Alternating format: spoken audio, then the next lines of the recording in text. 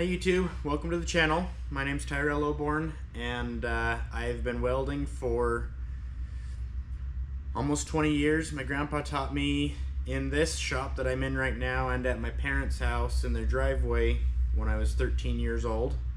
And I've been doing it on and off ever since. I've been getting more into it sometimes than others. But the weather's been prohibiting me from doing some other stuff that I'd like to do. So I thought, well, maybe I'll talk about grinders. This, as you can see on this table, is the grinders that I currently have right now. I kind of organized them on this front row from your left to right, my least favorite to favorite. These Dewalts I have here, this is the first grinder I ever actually bought. They hold up, they're not very smooth, they're louder, they're less comfortable to handle, but they're reliable. This is the next model up. It's a little bit better. It's got the metal gears, the metal drive. Not a lot to say about them other than they're reliable. These Ridgids I got for a killer deal at Home Depot. I think both of them were 50 bucks. They hold up really well. They are smoother than the Dewalt and seem to have more power. The gear head in them isn't the best. This unit right here, I'll show you in a picture.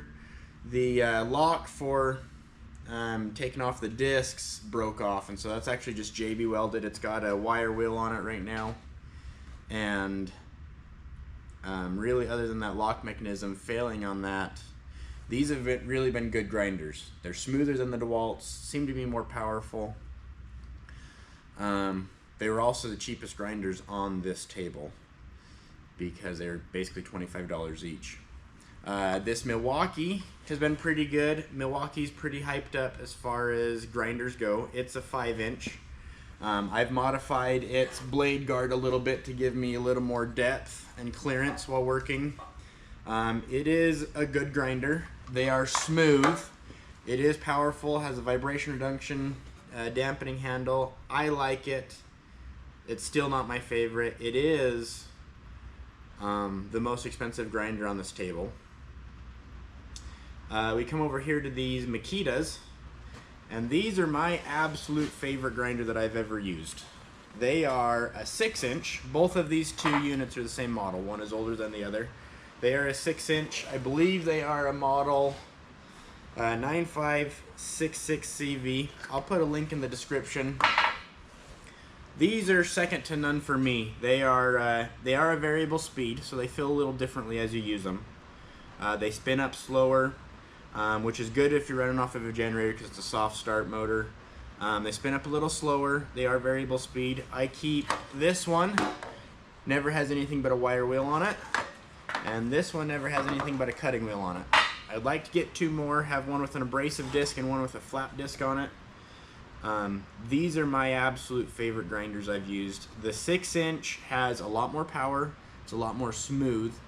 And then really with the 6-inch blade, you can reach in a lot deeper into the corners and access a lot more. And they are almost on par with the plasma cutter for probably anything up to about 3/16 of an inch thick. Easier to stay straight with them than a handheld plasma torch, and really fast. There's not really any cleanup to do afterwards. Outside the class of those grinders, I've got the Cordless Makita. This one is just okay. It's the brushless model. You can tell by the way it jumps right here that it's brushless. Brushed motors don't do that. I've had this for about 5 years, and it has some major flaws. The first flaw is you leave a battery plugged in and it doesn't turn on. There's something messed up in the control circuitry board inside. Also, if you leave the battery plugged in, it drains the battery completely dead. So if I unplug it, plug it back in, it turns on and it runs. It goes through batteries like crazy. These 3 amp hours last 5 or 10 minutes before the grinder thinks they're dead. In a pinch, it gets you out. Probably the Milwaukee cordless grinder is a better unit than this one. I haven't tried the brushed model from Makita.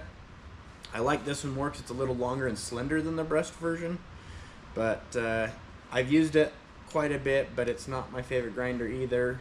the whole point where it quits operating if the battery's left plugged in kind of drives me insane. Not enough to buy another one yet, but it does. This behemoth is actually a sander, but it's about 15 pounds. I got that when my grandpa passed away, and it lives with a 7-inch flat disc on it. I really don't use it that much anymore, but on bigger projects I'll hand that out to somebody. I know people are really big fans of the Milwaukees. Like I said, that's a good grinder. It is the most expensive grinder on this table. It's not my favorite. I like these two the most.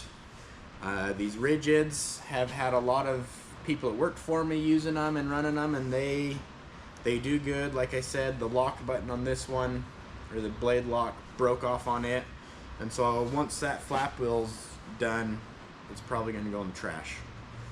These both run. This one lives with a cup on it because the guard's been lost, and this one almost never gets used just because I have the two Makitas. The 6-inch, I really do not believe you can beat a 6-inch grinder with a 4.5-inch grinder.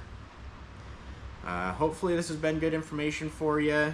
I'll link some part numbers in the description on YouTube so you can check them out for yourself and price them. But my honest opinion is those are the best grinders on the table. Anyways, thanks for watching.